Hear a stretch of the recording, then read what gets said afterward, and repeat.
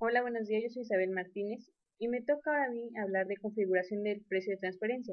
Las operaciones son objeto de los precios de transferencia y toca ahora la comparación de estos precios, con el fin de contemplar que la operatividad ante el evento de la autoridad pretendiera que esto sea acumulable a una deducción, al considerar que es utilizado previamente el establecimiento del precio, a contraprestación en operaciones celebradas entre residentes en el país o en el extranjero, personas físicas y permanentes, o asociaciones en participación en el país extranjero, así como aquellas actividades realizadas a través de la autoridad para contar con los elementos que le permitan modificar a la ley fiscal. Deberá llevar a cabo un análisis sobre el comportamiento del mercado nacional o internacional, las operaciones a un tercero o vinculado o relacionado.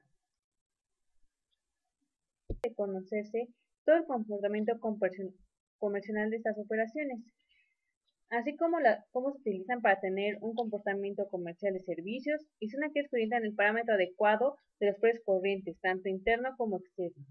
El costo es otro importante factor al recurrir a tratar de establecer el universo del precio de transacción de estos precios. Tanto por parte de la autoridad del pasivo, intervienen especialistas de tres diferentes divisiones, como son los abogados, los contadores y los economistas, así como aquellas actividades realizadas a través de la autoridad para contar con los elementos que le permitan modificar a la ley fiscal. Deberá llevar a cabo un análisis sobre el comportamiento del mercado nacional o internacional, las operaciones a un tercero o vinculado o relacionado, así como hablar de los diferentes métodos que tienen los precios de transferencia, como es el método de precio comparable no controlado, el método de precio de reventa, el método de costo adicionado, método de participación de utilidades, método residual de participación de utilidades, método de márgenes transaccionales de utilidad o de operación y métodos estadísticos. Así, en los últimos años se han implementado varios métodos a partir de 1994, como es el método de precio comparable no controlado, método de precio de reventa, método de costo de producción más utilidades fija, método de utilidades comparables y método incluyendo de distribución de utilidades. Muy bien, y ahora vamos a hablar de este procedimiento de configuración del precio de transferencia. Tiene como propósito asegurar a los sujetos pasivos reflejen la totalidad de estos generados en operaciones atribuibles tanto en las acciones relacionadas como en las no controladas, y prevenir la extensión del impuesto sobre la renta. El contribuyente que lleva a cabo operaciones controladas debe ser tratado fiscalmente igual que aquel que efectúe las no controladas.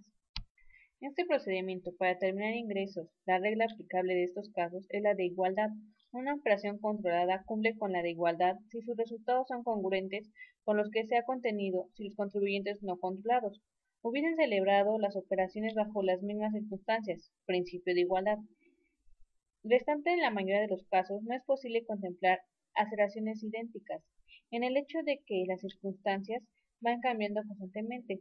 Una de estas produzca un resultado de igualdad. Este debe ser determinado a través de operaciones como en circunstancias similares.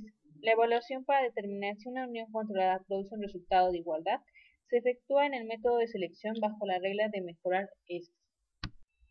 La confiabilidad relativa de un método basado en los resultados de transacciones entre partes no relacionadas depende del grado de similitud entre la transacción controlada y la no controlada. A medida que aumenta la similitud, se reduce el número y el grado de las diferencias potenciales que podrían provocar que el resultado fuese inexacto. Además, se llevan a cabo ajustes con el fin de aumentar el grado de similitud, por lo que tanto la magnitud como la confiabilidad de tales ajustes afectarán la confiabilidad de los resultados del análisis. De igualdad, este debe ser determinado a través de operaciones como en circunstancias similares. La evaluación para determinar si una unión controlada produce un resultado de igualdad se efectúa en el método de selección bajo la regla de mejorar estos. La confiabilidad en los resultados de un método depende de la solidez de dichas suposiciones. Algunas suposiciones son relativamente confiables. Por ejemplo, los ajustes por diferencias en las condiciones de pago entre transacciones controladas y no controladas pueden basarse en la suposición del principio de igualdad. Tales diferencias conducirían a su vez que el precio de transferencia refleja el valor de dinero en el tiempo que se está manejando, aun cuando la elección de la tasa de interés apropiada para emplearse en tales ajustes implica cierto criterio. El análisis económico en el cual se basa tal suposición es relativamente sólido.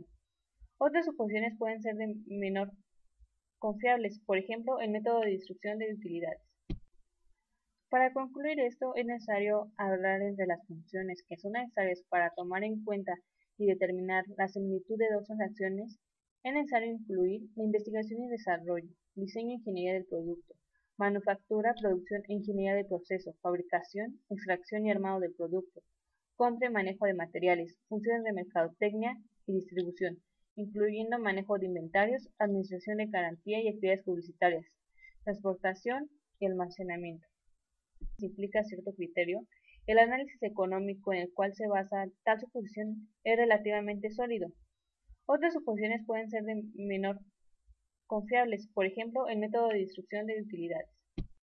Y ya para finalizar vamos a hablar de la comparación de los términos contractuales, que esos van a ser los siguientes: la forma de compensación cobrada o pagada, volumen de ventas o compras, el alcance y los términos de las garantías ofrecidas, derechos de actualización, revisión o modificación, duración de la licencia, el contrato u otros convenios pertinentes, transacciones colaterales o relaciones comerciales continuas entre el comprador y el vendedor, servicios auxiliares o subsidiarios, extensión del crédito y condiciones de pago.